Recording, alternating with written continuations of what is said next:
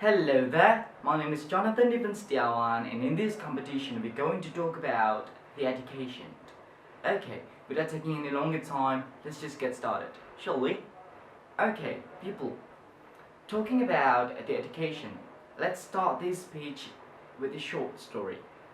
Thinking about why education is so important, I remember all of my high school years when I used to spend all the time to get myself busy, doing all of the tasks, all of the chores, get ready at 5 for the flag ceremony. I remember all of my friends, all of my school subjects, all of my teachers, and also all of the fun of it. You know, I never really hated school, but we've seen a lot of our friends who really hated going to school, and I say that those people I never really understand about how formidable all of the school activities could become.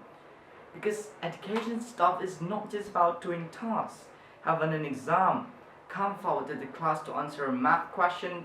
No, it is way beyond more than that. The most important thing about education is what and how much you gain. But I'm not going any further about the discussion about how formidable all of the education stuff could become, because I believe all of the other participants will explain about it. The more gigantic things that we need to think about, that we need to cope and take part with, is how we contribute directly in developing our country, our nation, especially in education section. Because let me tell you, for the record, Indonesia itself has a huge goal to achieve. Indonesia Emas 2045, and we all know about it. But on the other hand, Program for International Student Assessment in 2019 record that the education level in Indonesia is the number 62 out of 70 countries. Professor Lan Pritchett, a Harvard Carnegie school teacher, has done a research in Indonesia and said that the education system in Indonesia is 128 years left behind. 128 years, people. You can see that the education is not enough. We need a tool, a powerful tool, a sacred weapon, I can say, to combine our education with. And I've brainstorming for hours with this. And the answer is simple. The technology. Our technology. Maybe your first thought would be like, what? Education is way more important. We invented technology to education. Well, yes, I can't say that it was wrong, but the fact is we are still way far behind. In this era, people, Industrial Revolution 4.0 era, teachers should become a companion, a facilitator, an encouragement for the student, not always become the center of the teaching and learning activities. That's an old school system, that's an Industrial Revolution 2.0 system. And I can say that the teachers' quality in Indonesia are still low and way far from the minimum standard, and that, people, is a fact. So how? How could technology slip into our education system effectively and efficiently?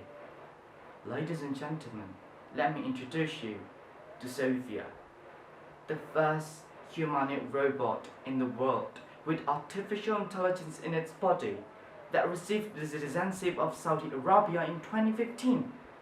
She could imitate human expression and movement, talk with people, make a simple joke. It's basically life, but that was more than 5 years ago. Mark Zuckerberg has built his own artificial intelligence assistant that could help him do all of the household chores. He names it Jarvis, just like Iron Man names his artificial intelligence assistant. If we think about it logically, years from now, our technology could replace not only the teaching profession, but every occupation that exists in this planet. Sooner or later, there will be an explosion of knowledge, things that humans have never thought of before, things that came from a robot with artificial intelligence in its body, with its own thinking, its own brain, its own thought. And that, people, is exactly where we have to slip in, where we have to catch up. Not just fixing our educational system like we've been doing for all this time, which is good, but we have to do it harder. We need to do it more seriously. And at the same time, we have to upgrade our technological system. Imagine if in Indonesia, every island, every province, every region, even in every town, in every school in Indonesia has the access of that super sophisticated technology.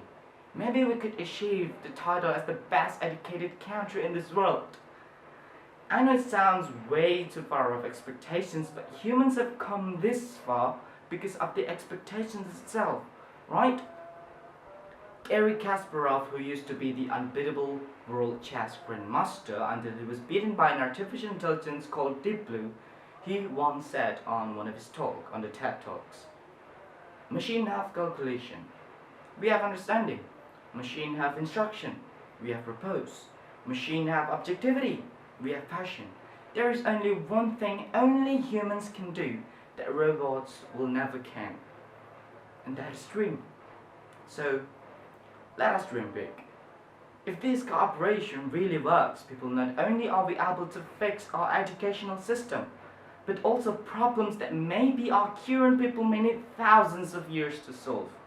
Incurable diseases like cancer and Alzheimer, economic problems, politics, natural resources equality, and so much more. It all will be solved with just a blink of an eye.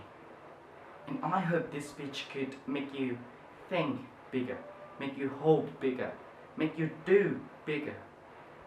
And thank you so much for your nice attention. I'm Jonathan Diven, and until next time, goodbye.